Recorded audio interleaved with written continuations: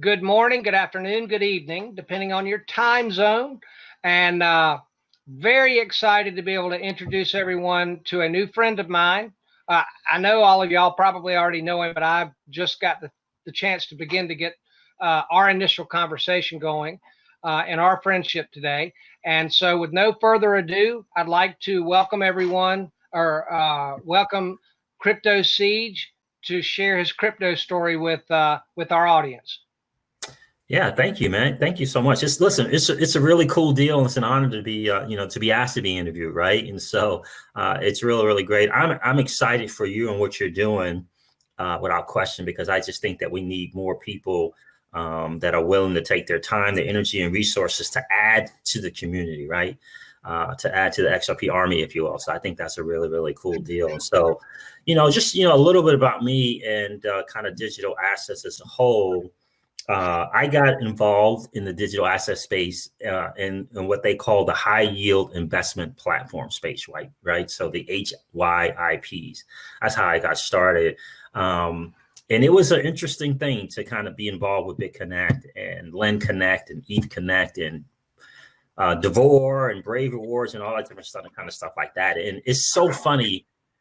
I don't know why, but for some reason, the bad stuff catches on quicker and faster than the good stuff, right? Than the great stuff.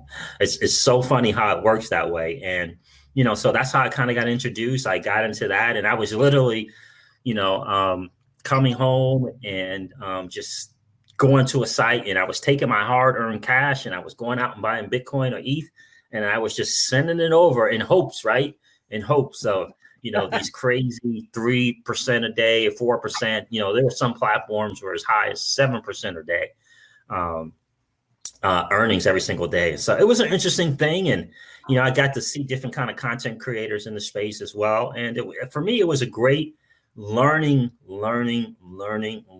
experience, right? And I know some people that really did well there, but they did well because they understood the game, right? And the unfortunate part of that is if you're not in the know, most likely you're going to be on the losing side of how all that stuff works, right? And so, but that's how I learned. But I tell people all the time, I tell my family especially, but how that prepared me for the real deal. That prepared me to go to when I used to use CoinMarketCap. I don't use them any longer, but that prepared me to go to livecoinwatch.com and look at the top 10 and look at the top 20 assets and just, click on the website and find out if there's a team. And, oh, look, this team is actually showing their face. This team is actually doing interviews, right? Unlike the high yield investment platform space where none of that took place, right? And so, right.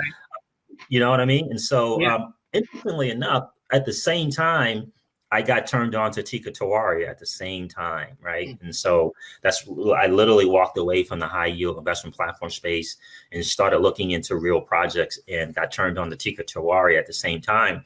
And he was the guy who actually educated me on Ripple and XRP. I seen it there, and I have a business background, right? And so I knew, look, I could probably get a bigger bang for my buck with XRP than I could Bitcoin or Ethereum. So I knew that part, but I didn't know of the company, what they were doing, and all that stuff like that. And so, he was the guy who actually encouraged me to make my first investment into XRP. He still does those. I don't know, those broadcast live things, his top 5 recommendations, top 5 coins and all that stuff like that. So he did that way back, and he had mentioned he always promotes it, but he always gives you just one, right? During that promotion. And that one that he gave was Ripple, was XRP. So that's how I actually got involved initially. But I was still, my friend, I was still learning this space.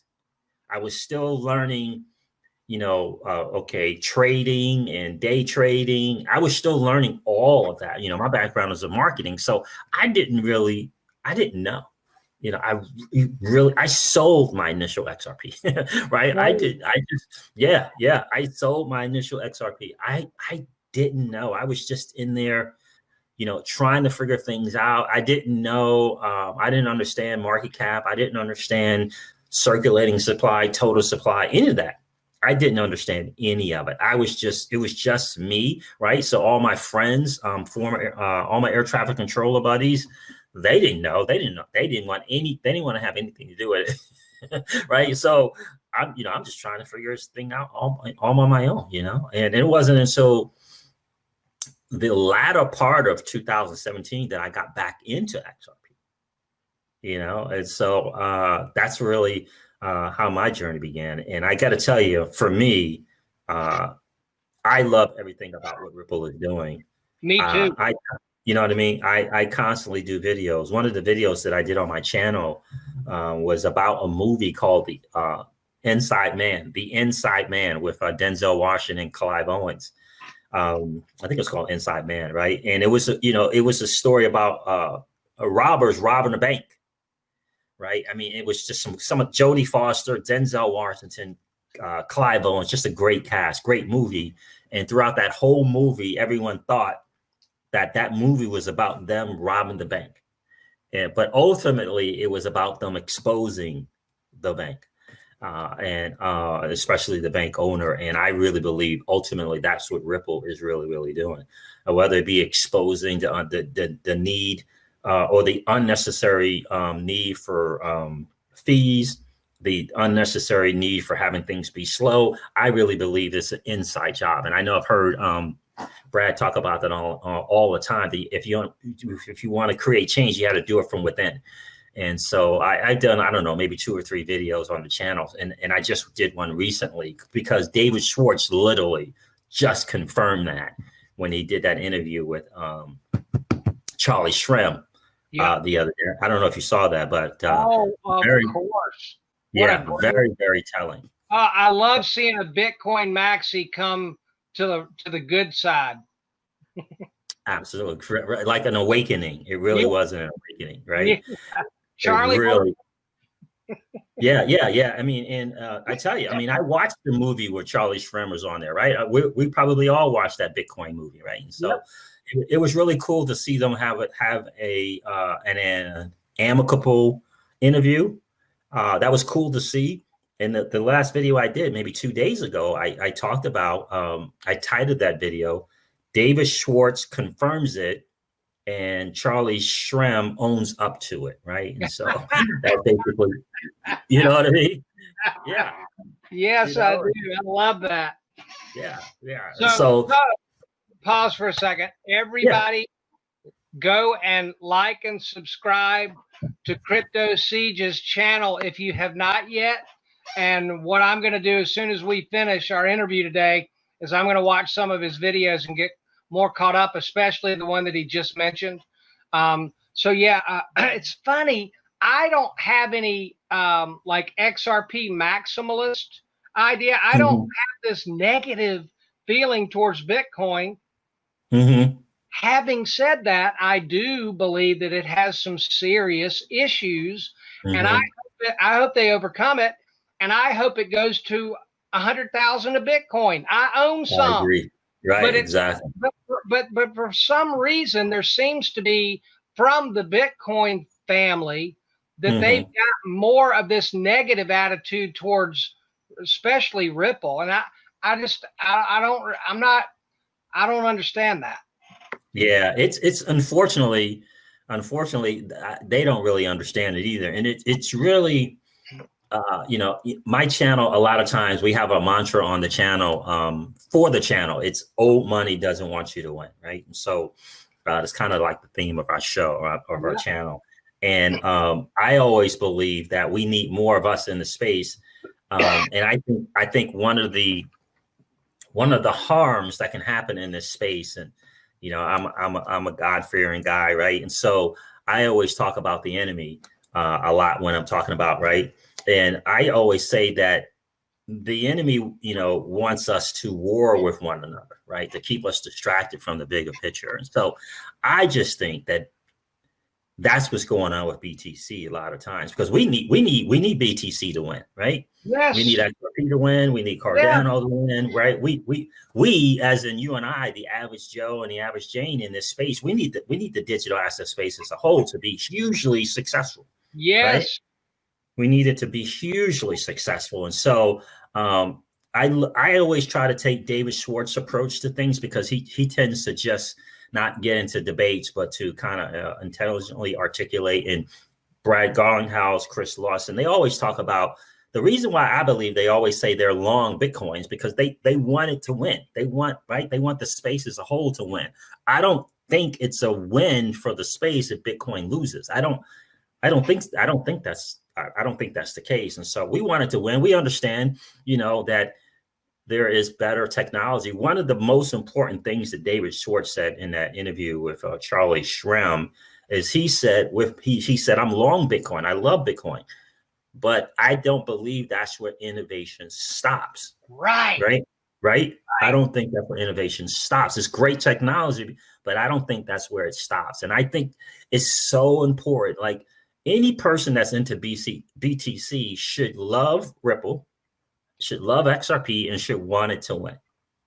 If they ultimately understand what's going on, right? If they ultimately understand what's going on, because in the end, an ideology or idealism is not going to pay the bills, right? It's just not, right? And so, right, that's not going to happen. I feel like that was a little rim shot at the anarchist. Yeah, because in the end, old money wants us to kind of be distracted and, again, kind of war amongst each other and miss the bigger picture. The bigger picture is, for our channel, we say it's generational wealth, and being able to create that, right?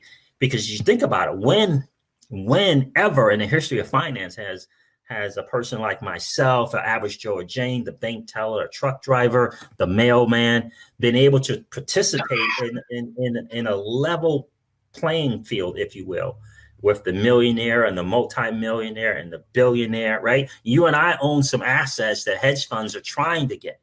Yeah. Right. Think about that. Right. And so we have this huge opportunity, and I want more of us to win. Right. I want more of us to come in and win. And so I think it's interesting. But that David Schwartz and Charlie Shrem thing, I have to tell you, it was very enlightening.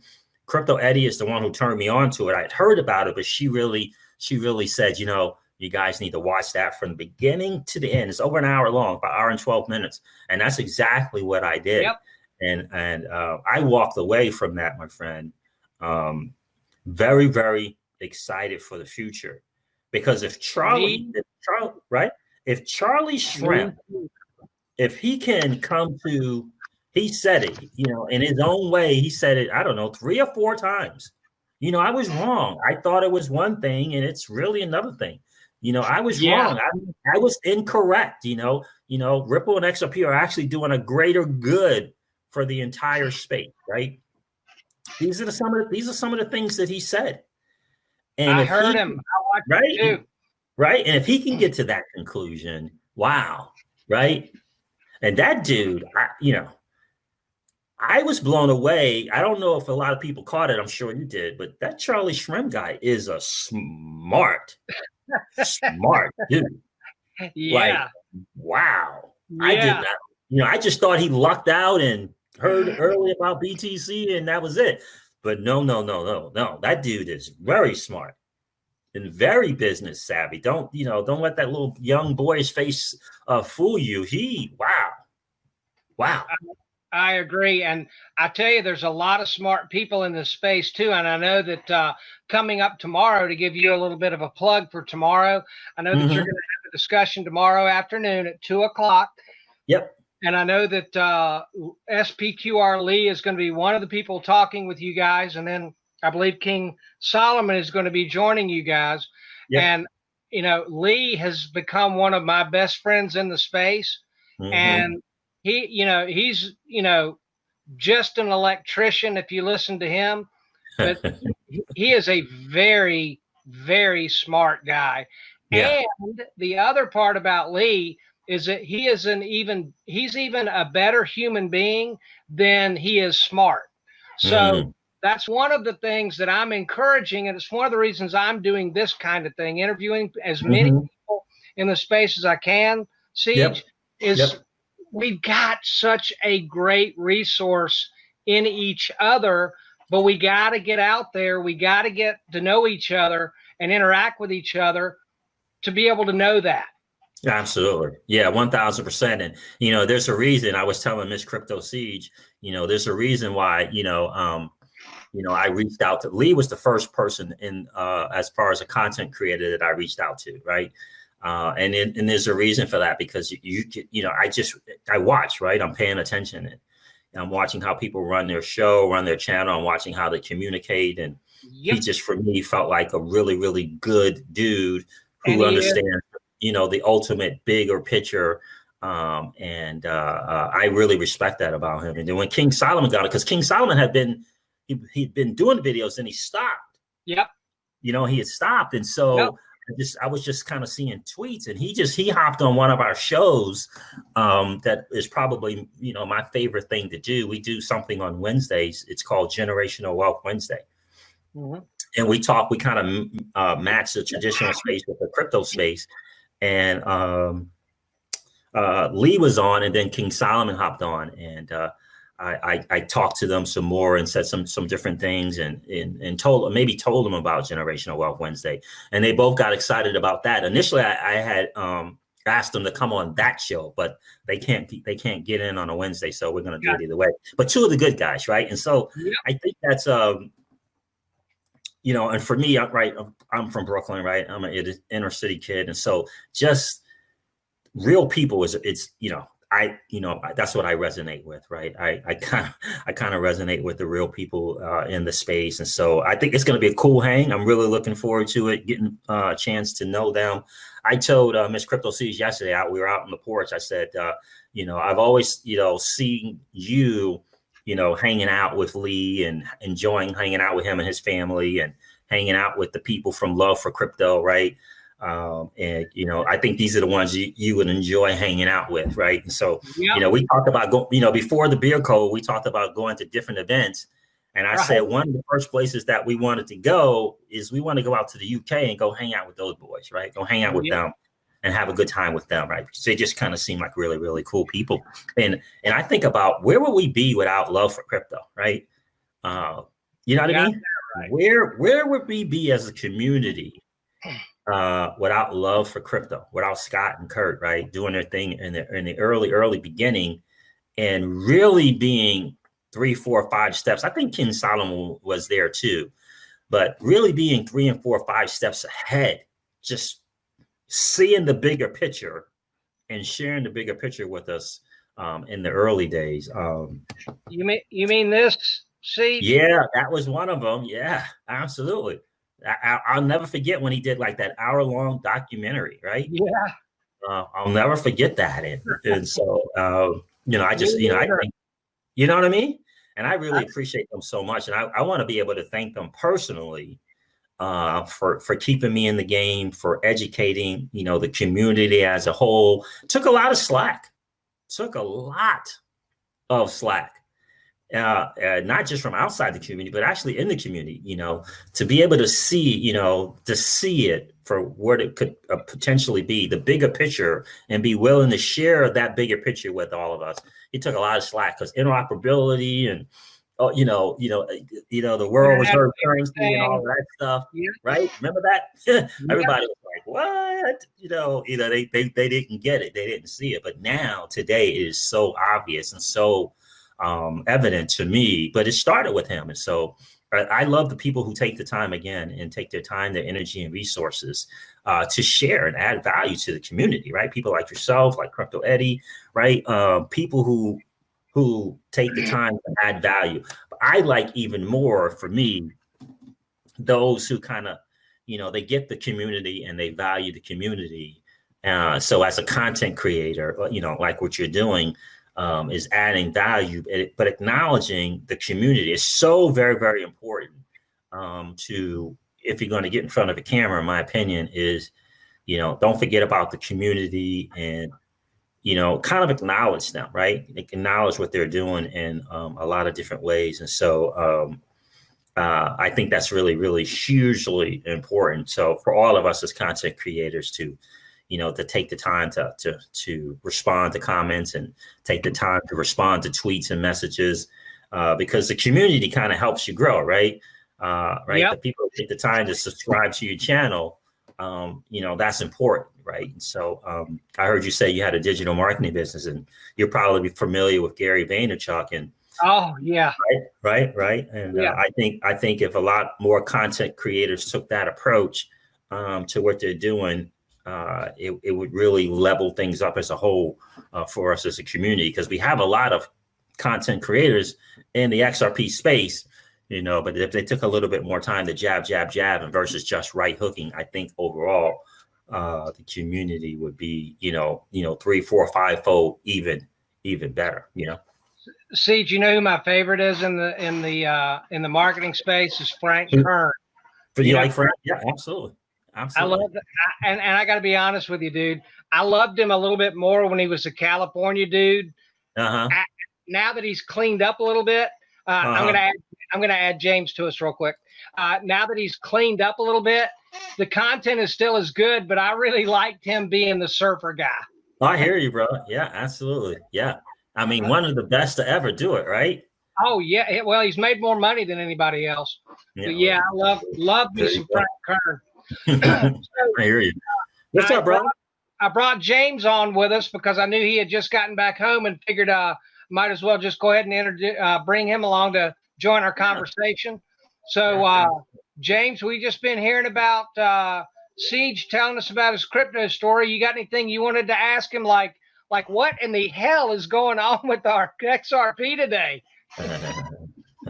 Man, it's crazy right now, man. I'll tell you what, over 28 cents right now. It is just unbelievable. It's exciting. I have a bad connection. I don't know how I'm coming in on your side, but you're good right now. Can you hear me okay? Yep. Yeah. Yes. Okay, good deal. Yeah, man. I'm fired up, man. This XRP is going through the roof today. Yeah, I mean, yeah, it really is. I mean, that's cool to see. It's good to kind of see it's kind of doing its thing. But I got to tell you, James, I just think as a whole, XRP. I always tell people on the channel, when you get TA guys talking XRP, I get excited, because the TA guys, they generally are not looking at the fundamentals and the partnerships and those things that you and I look at. And so if the TA guys get excited, I know things are about to happen, right? And so when I hear a high altitude investing, or if I hear DIY investing and they're really getting excited about XRP, then I know, because those are two really, I don't know if you check those two guys out. We're talking two young guys. Guys. How old is Dylan? I mean, has he gotten into his 20s yet? And I think he's actually younger than Donovan. I think. I mean, Donovan. I mean, yeah, how old is Donovan? He's got to be in his 20s, right? 23, 25, maybe. He's so young. So young. I know. And smart. Yeah, and hugely smart. And Dylan is the guy, I think, who actually turned him on to TA and all that different stuff like that. But yeah, I mean, so XRP doing this thing is absolutely exciting. But when I hear those guys, those TA guys start to talk it up, then I know things are about to happen, because they just look at charts. They just look at historical charts. And when I hear them and blockchain backer talk double digits, $20, $22, $28. Yeah. I get really, really excited about that. I really, really do. Now, for me, I think XRP is going to do, just crazy numbers, in my opinion, 3 and 4 figures. I just personally think that it is going to be the bridge currency.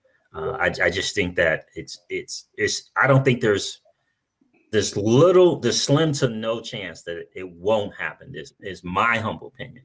I really believe that.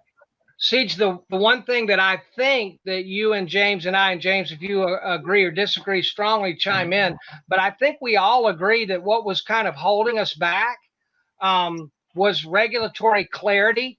And how clear do you think it is now? I mean, anybody want to go hug Brian Brooks except me? Yeah, I tell you what, exactly, right? Ooh. And so, wow. Yeah. We call him a pit bull on the channel, because when he grabs a hold of something, right, he just doesn't let it go. And you know, I tend to think that there's a reason that Executive Order 13772 was put together. Yeah, I think there was a reason for that. And I think there's a reason that this new executive order on regulatory relief that the current administration signed and put into force, there's a reason for that as well. I just think there's a bigger picture that they're not sharing yet, but they have a bigger picture. And, you know, how I don't know what's the word I would want to say, but it's very convenient. It's very convenient to have Brian Brooks lead a change, right? yeah. It's very convenient to have an independent regulatory agency go make change, right? Because if it backfires, hey, independent regulatory agency. But if it works, hey, we're the one who put them in that position to go make change, right? And so I just think it's genius in motion what they're doing. And I'm not on either side, left, right, side, upside down, or backwards. But Me neither. I do like Brian Brooks. I do like what he stands for, and I think it's a reason why he's in the position that he's in. And you know, he's going to be he has quickly become one of my biggest. I have become one of his biggest fans. I just puts it that way, because I think he's going to do things, and he's forward thinking. And I think that viral money that just happened, where they got that national bank charter that just happened the other day. A fintech, first fintech to get a bank charter. Yeah, I think that's just the start, just the beginning. And think about it. We got the crypto comptroller. We got crypto dad. Yep. We got crypto mom. Yep. I mean, right, exactly. And less than a year ago, we had people in our government saying Bitcom. Hey, yeah, I know, right? Waking up. I know. You think about that. It is really crazy. You know, and you know, I start every video that I do with saying how blessed are we to be an early adopter in what I believe it to be a new asset class. Yeah, we're early, you know, right? We're early to the game, and that's a blessed place to be. And I always like to remind my audience that, listen, the masses, they don't know what you and I know. Like they just don't know. And which, you know, can spell huge opportunity, right? If you know what you're doing. But, you know, you got to understand that since we are early, it's a blessing to be early, but there's going to be some challenges along the way. Right. But I want to ask you, you remember when Ripple put out the article and then subsequent videos on 2020, the year of the digital asset? You remember when they did that? Well, I'll be honest with you. I remember that being stated, but I don't remember the video very specifically. So yeah, what they did, right? So initially, you know, they do the Ripple Insights thing, right? And so they did that video. They did the article, 2020, the year of the digital asset. And then, you know, 48 to 72 hours later, they did a video. Okay. They had 6 to 8 people, you know, talking like they normally do, 6 to 8. And then they did another video where they narrowed down, you know, like 3 or 4 on that same topic and subject.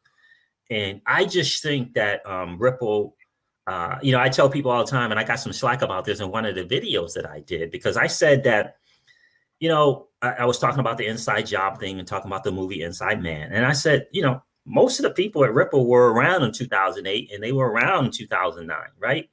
And they saw what happened. They understood what happened. And I believe they have a very good pulse on this community as well. I think they pay attention. I think they know there's an XRP army. I think they know certain content creators, and I think they feel the pains, the ups, just like we do, the good and the bad, the ups and the downs, just like we do.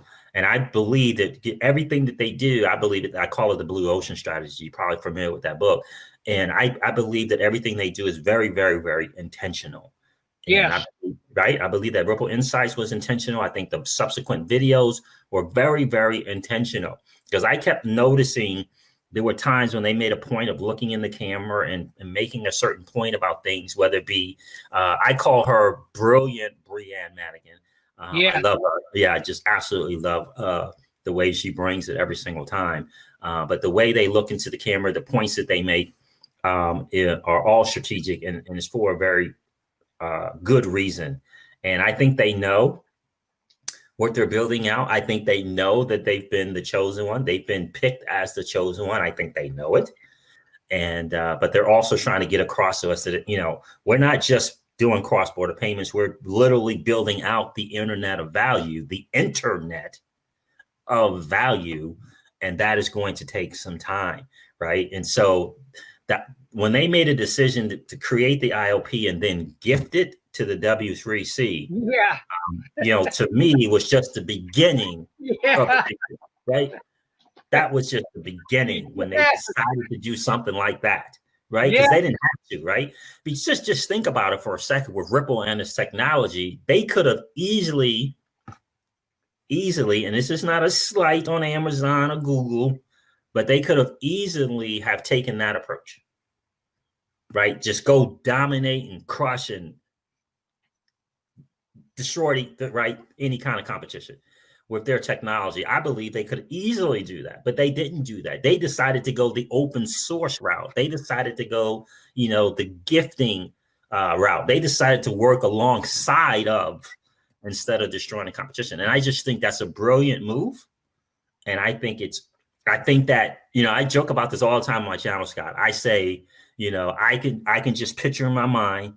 I call him the Donald. It's not out of respect, but I like calling him the Donald. I could just see the Donald ushering up to the front of the podium, to the front of the room, Brad Garlinghouse or Chris Larson, and talking about the good old US of A company. Yeah. Okay? Right? The good old US of A company, right? With the good old US of A technology, right? Yeah. Right. And I say this on my channel all the time. How are we going to idly sit by and let the LATAM region, the Asian region, the Japanese region sing the praises of Ripple and its technology, sing the praises, and we're just going to sit by and not take advantage of that ourselves? Or Siege, allow BRICS to take over and build the rails of the new economy. And then all of a sudden we're by ourselves, and Brazil and Russia and Indonesia and China and South Africa are just out of the ball game. Right. Sorry. Right. How are we gonna sit back and just allow them to exit the world economy or our part in playing? Yeah, exactly. We're not gonna do that. There is no way, right? There's no way. And so I just don't see how. Listen, Executive Order 13772 mentions Ripple. Like, I keep asking the people on the channel all the time, like, why? Why? Does DAI's now 8-year-old have to draw you? Right, exactly. Like, I mean, why did they need to fill in some space and right? Like, why are they mentioning Ripple and the executive order for a new financial system? And so, yeah, and the second, I got to tell you, Scott, the second I saw the new executive order on regulatory relief, the second I saw that, I said, I was texting with me and Deep Mind. We're kind of going back and forth, and he actually did something on. We have a guy on the channel. His name is Deep Mind. Very, very smart, hugely smart guy, and knows a lot of hugely smart guys that are in the know. He texted me. He said he put in quotations the agencies. He put agencies, and I went to looking. So I started looking into agencies, and I went to that order, and I looked through that, and I'm like, what the hell is that? Whoa. And so when he did that, I looked up agencies, I looked up the definition, I went through the order again, and then I saw it. I saw the independent regulatory agencies, the SEC, the CFPB, right? The OCC, right? And so that new executive order just essentially took the shackles off. Right. And said, you go. Now, listen, it's under the guise of the beer code, okay? Right. It's under the guise. That's the economic relief that we need, okay? Right. But essentially, it's saying now the shackles are off for you to allow these crypto firms to be embraced by our traditional financial system. Let's take them on and let's embrace them and move forward. And I believe that's what is what's going to happen in a big way. Are you talking about the institutional bank money that Naga Bo has announced to everyone is going to come into the space? Yep, that's the one. That is exactly the one, right? Naga Bo, and he let me know that that Brad Garlinghouse had moved to Barry Manilow, but when the bank money comes in, he will be elevated to Michael Jackson. Oh, that's funny. So and Ceej, that's one of the reasons why I mean you sound like how I've been thinking about this, and what a great thing to be able to connect with people in the community who have been seeing it the same thing that I have. That well played, Ripple. Well played. I mean, they're the smartest guys in the room, and apparently they're very well connected, and they're making the right moves. You know, they made a partnership with MoneyGram, and guess what that did? It proved to everybody in the remittance space that they can do what they wanted to prove. Absolutely, without question. And without question. And I don't see how, and again, I'm not a Bitcoin basher, but I don't see any way in the world that is, and I know that the hash rate, there's some farming, Bitcoin mining going to start up in Texas. I get all that. But there's no way in the world that the Donald is going to allow the world reserve currency or Bitcoin to become big if the hash rate is concentrated in China. Yep. I agree. It's just I'm not a Bitcoin hater. I'm a Bitcoin owner, but that is a huge problem. Right. It's a huge problem. Yeah, absolutely. And the good thing is that the Donald won't have to do it by himself, because, you know, there's a reason why the UN, the WF, there's a reason why they're talking about all this global stuff. There's a reason why they talk, right? Carney is talking about emissions and electricity. Right, they're all just kind of putting it all together, and they're going to partner up on that part of it, right? For BTC, they'll certainly partner up on it. I think. So I'll say two things. Number one, MoneyGram, right? I said on the channel that I believe that MoneyGram. Well, two things. Number one, I said I believe, right? I'm willing to put up some BTC on it. I don't know, but I believe, right? I believe that the MoneyGram partnership came about because of Mr. Yoshitaka Kitao. This is what I believe. I wish I was there, but because I believe that that's his wheelhouse, right? Making those kind of strategic investments and partnerships. That's where he lives. So I believe he came up with this idea to make that happen. But when that did happen, I've always said that I believe that was the MoneyGram using ODL was Wall Street's proof of concept, right?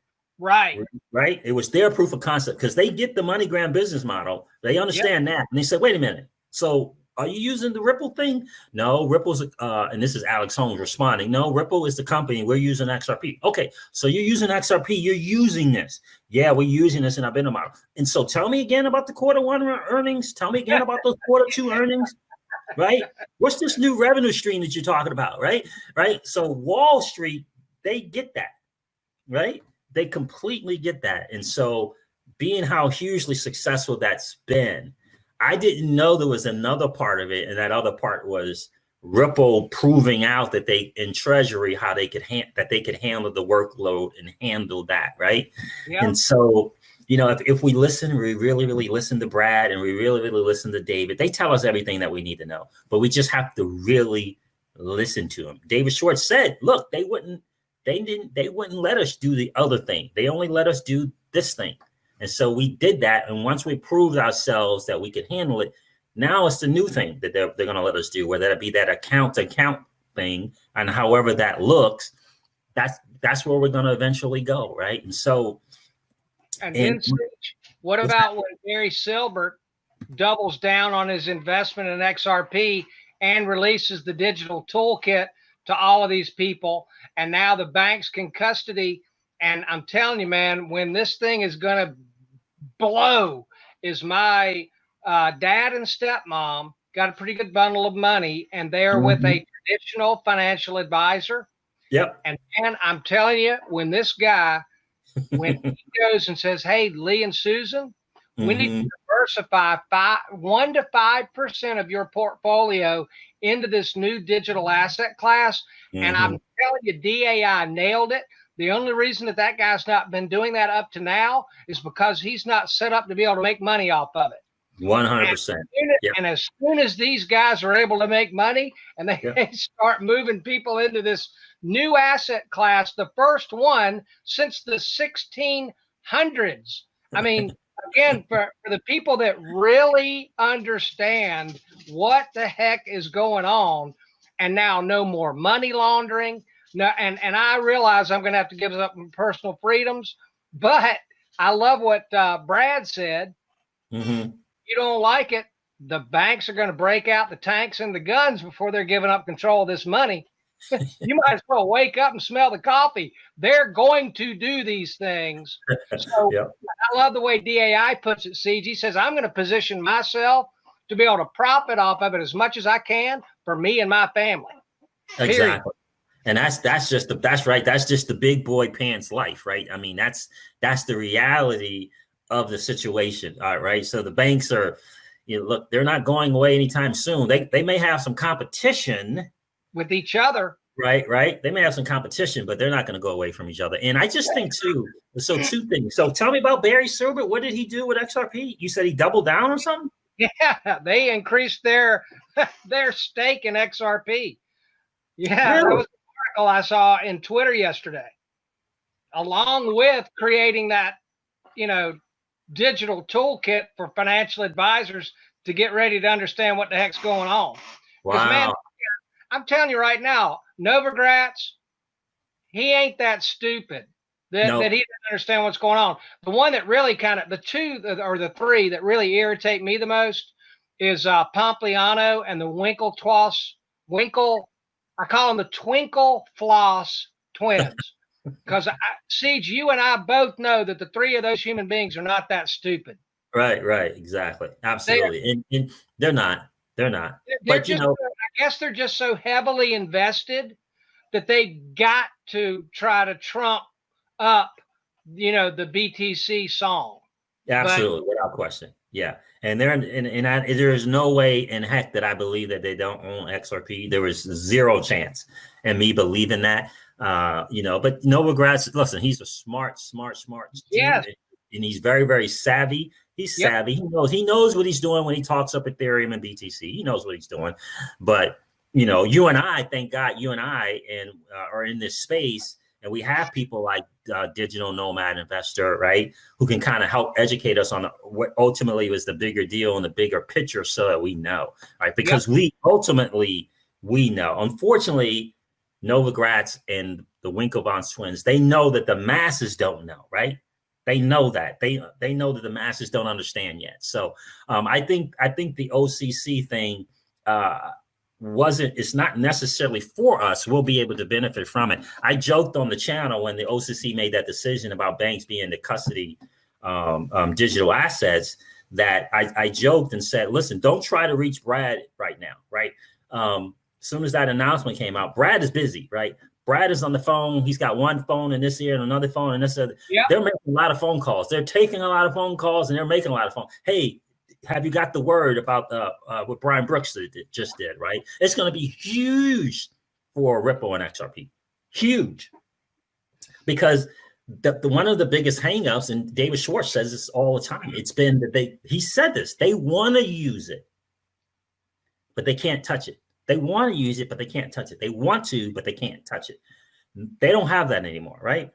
They don't have that challenge any longer, right? And so it's going to be absolutely huge. And I think another thing that's important for the audience to know too is when we say the banks and what happened in 2008, what happened in 2009, I think is we have to be careful and not lumping. Let's say there's 10,000 banks. we don't want to lump them all together, right? You know, because it was the top 8 and the top 10 that really caused the challenges and really leveraged that particular system, right? It's not the other 9,990. It's not them, right? And so that's what David Schwartz alluded to in that interview with Charlie Shrimp. He said we discovered that they want to walk away from that system, that they don't, you know, they're being taken advantage of. Just like when they get those return check fees, they don't get to keep that.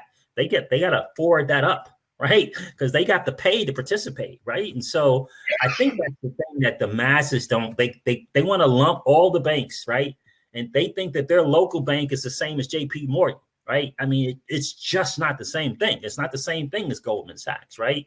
And so, you know, that's what our job is, if you will, is to kind of educate them and let them know, no. It's the top 8 and the top 10 that are causing the challenges, right? And the system that they operate in. It's not the other 9,990 banks. And so, you know, I think that because of that, you know, we as XRP hodlers are going to do really, really well, because the 9,990, they want what's the word that David Schwartz used? He used a censorship resistant and decentralized place to transact. That's what they want, right? And so, and that's what we want.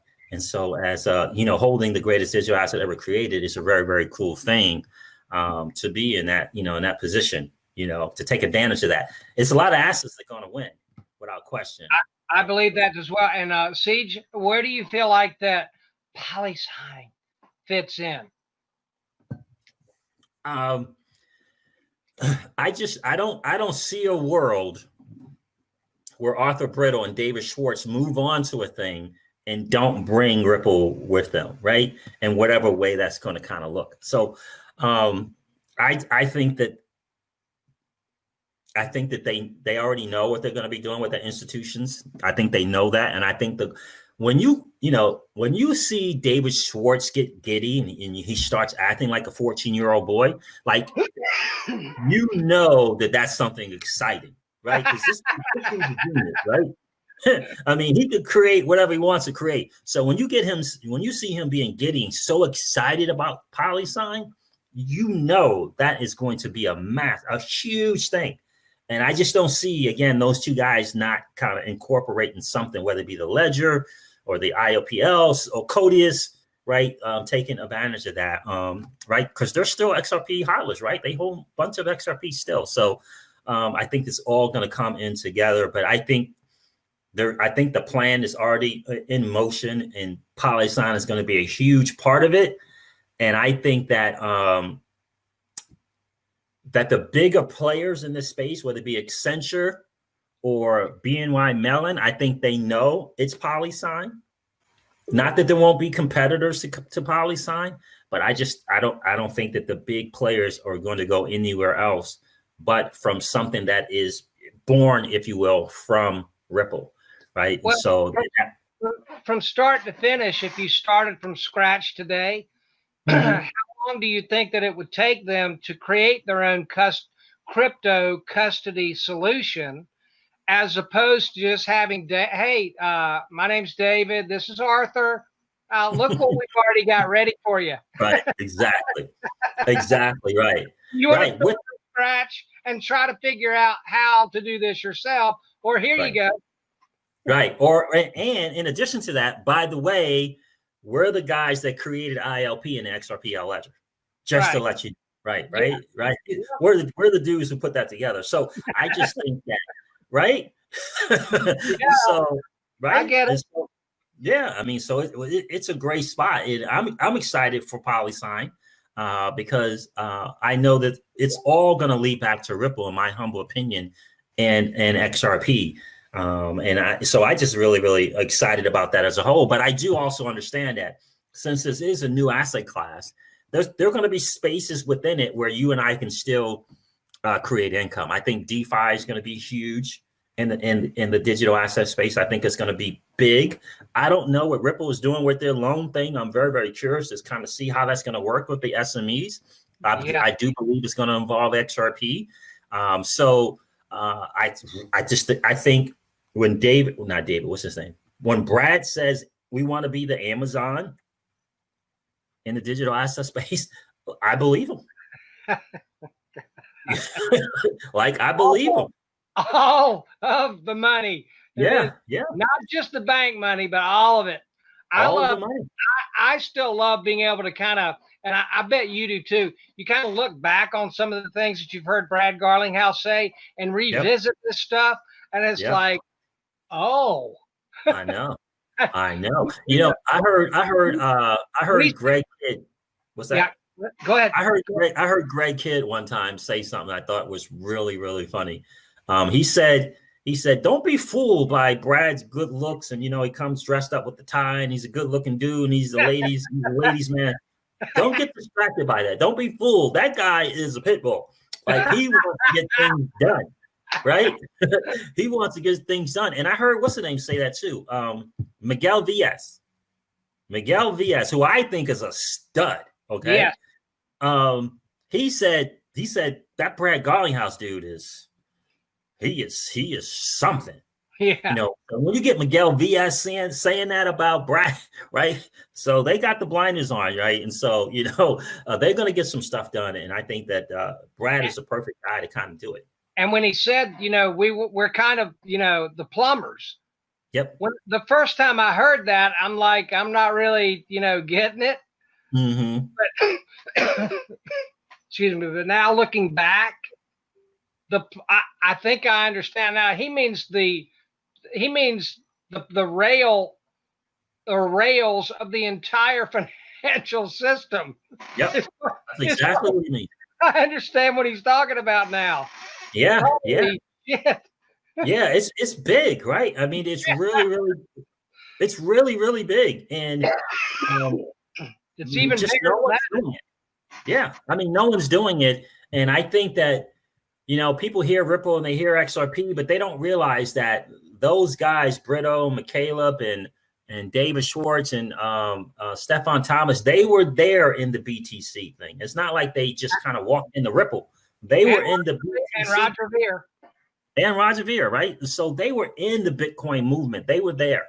They were just smart enough to recognize that they could improve upon it.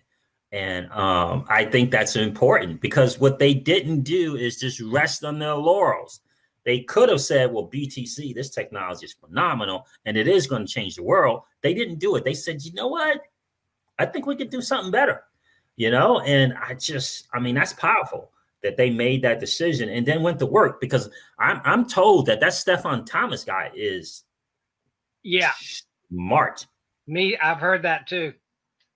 Really smart guy. And so, I mean, he created Codius, and I saw some really smart crypto guys, cryptographers, I guess if you call them. Yeah, cryptographers. Singing the praises of Stefan Thomas. Yeah.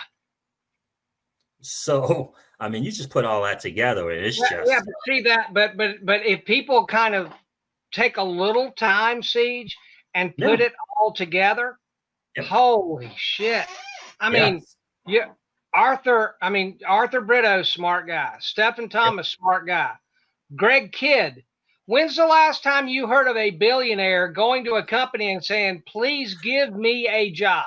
I know. I mean, when does that ever, I mean, something, he must have known something else bigger was going on than just wanting to go work for somebody, give me a job. I mean, Absolutely. A billionaire doesn't have to work, doesn't just go offer his services to anybody. Right, exactly. And then I like when you mention Lee tomorrow, and make sure and tell him I said hello when you speak to him tomorrow. Absolutely. I loved when they did the truth and the last video, when they talked about the Klaus von Gutenberg being a member of the Medici family. Mm-hmm. That was interesting. When he joined the Ripple board in 2014, and then all of a sudden, this Medici guy, who for the people that don't know, they're the Roman banking family who invented banking. Then they got pushed out by the Flugers, and now it looks like maybe that the Medici wants to get back into banking. So when now he comes along, and then all of a sudden they're getting more invitations to all these other people. just a beautiful thing if people really take the time to understand slowly exactly what seems to be going on here. What is that? Absolutely. I love Brad goes, huh? Is this thing on? This thing on here? Yeah, absolutely. It's a pretty powerful thing to think that you're part of something that is so much bigger than yourself, and Yep. and not only that you get to benefit from it and participate and change the lifestyle. I say generational lifestyle for your family. It's a pretty cool deal to be in the know, right? Because a lot of times people just aren't, and so we're in a blessed spot, and thank God for content creators who can bring in more people to the space, you know, because the OCC and that thing with the OCC is really not about us, I don't believe, but it will allow the onboarding of the masses. And that's what's important. We want to be able to get them in the space, like Alex Mashinsky says. Let's get them in the space, and then we can educate them about the real deal. Right. We first got to get them in, right? We first got to get them to buy some BTC and buy some Ethereum and buy some XRP. And then we can educate them and tell them, you know, about the real deal, the real truth, right? Like custody, like banks custodying your digital assets, for one, right? There's a truth to be told there as well. So, but let's get them on board first, right? And like we always say, let's onboard them, and then we'll hurry them along. We'll hurry them along, educate them, and there's some other ways to hold your assets other than the bank, right? So, right. And they're going to get better, right? The Zum app, right? You got the Sum app doing the great thing. It's going to get better. It's going to become that you can be your own bank. You can hold your own assets, and you don't have to be afraid, right? And so hopefully, we'll be able to educate more and more people, to what's really going on.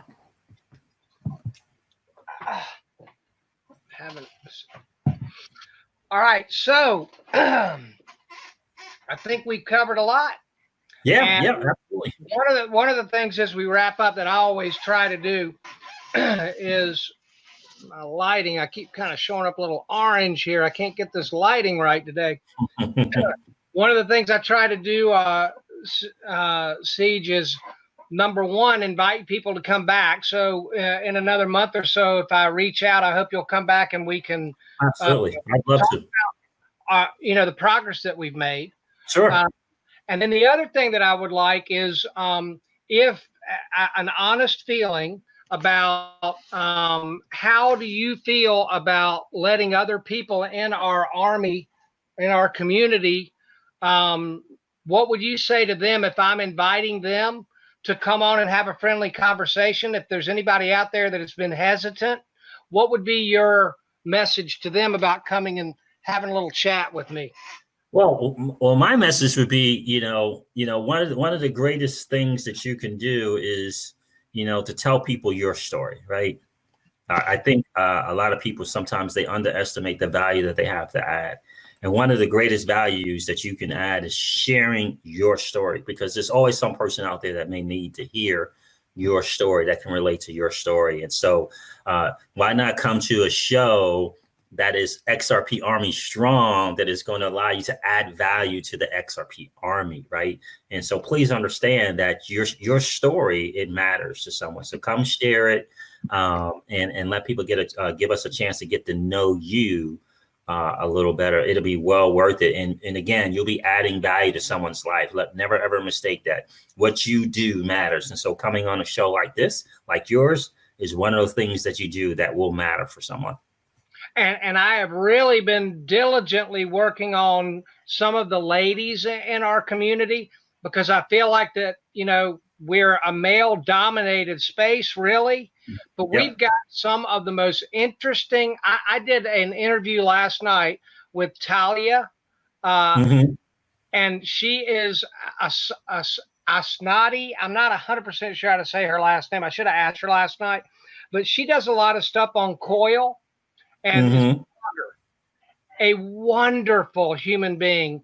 And it was just so great to be able to talk with her, because I wanted people to be able to see that Ripple, through Spring, is funding the people on Coil. And look, we're more than just a digital asset here. We're helping to build an ecosystem here. But it was just so wonderful to be able to hear, what she had to say. and there are other women in the space. But you know, when Crypto Eddie says that about 95% of her audience are male, you know, Yep. there are females out there, and we need to hear your voices. And Yeah, absolutely. so would you like to reiterate that and say anything to the women that I have been trying to get to invite that have been a little bit hesitant? Yeah, absolutely. Oh, wow. Yeah, absolutely. I mean, the women of crypto are absolutely awesome. And we need more ladies like Crypto Eddie sharing their story. We really, really, really do. And don't think that you have to be a content creator, right? You don't have to be a content creator, right? You have a story. And again, in your story, there's value, right? And so, and sharing that story is the value add. And so don't hesitate to come share your story, because, you know, someone might relate to you if you're a doctor, right? Female doctor. Someone might relate to you if you're a nurse. Someone might relate to you if you're a stay-at-home mom.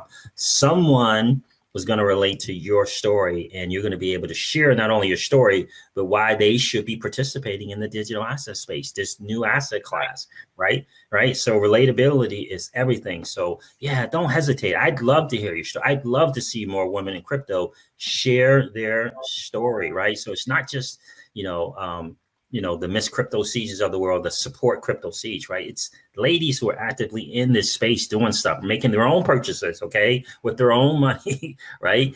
We need to hear your story, right? Because it will matter, and it is valuable for all of us. And so also on the flip side of that, if there are other content creators, like I personally would love to be able to talk with DAI, because I'd like to get to know more about him, not just hear him describe another news story. Same thing with, I'm working on trying to get together with Christopher Green, believe it or not.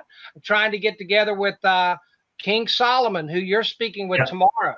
I reached out to BC Backer, to Moon Lambo, to a Work Money channel. Right. All of you guys, I hope all of our YouTubers, our influencers understand that the people would like to know a little bit more about you guys, not what you're reporting, another day's worth of news to us. We care about finding out more about you. So do you believe that that's, am I the only one that believes that that's true? No, I think what you're doing is hugely important, because people do want to kind of get to know the story behind the story for someone. People do they do want to know that. And so, the thing is to understand it's not like this interview wasn't in depth, deep, right? It's impersonal. It's just kind of a little bit about yourself. And now let's talk what's going on in the digital asset space. That's what it's about, right? Yep. From your perspective, right? Yep. And so you being able to share a bigger picture. So that's what it's about, right? So it's about 5 minutes, a little 5 to 10 minutes, kind of getting to know who you are. And then let's hang out. Let's talk digital assets. Let's talk everything that's kind of going on, right? And it's a nice hang, right? It's a nice hang. And it's exactly what we'd be doing if we were eating lunch together and we're talking crypto. Exactly. It's no different, right? And so that's exactly right. But it adds value to your channel, and your channel adds value to the community. And so that's what we want, right? We want more people willing to take their time, energy, and resources, like I say all the time, to add value. So, and I always say, listen, each of us needs all of us, right? And all of us need each of us. So, let's take the time, right, to hang out. Let's take the time. I always grab my favorite libation with me and hang out with people. That's what I'll be doing tomorrow. Probably be a different libation, but in either case, let's just hang out, right, for an hour and get to know each other and add value to the community.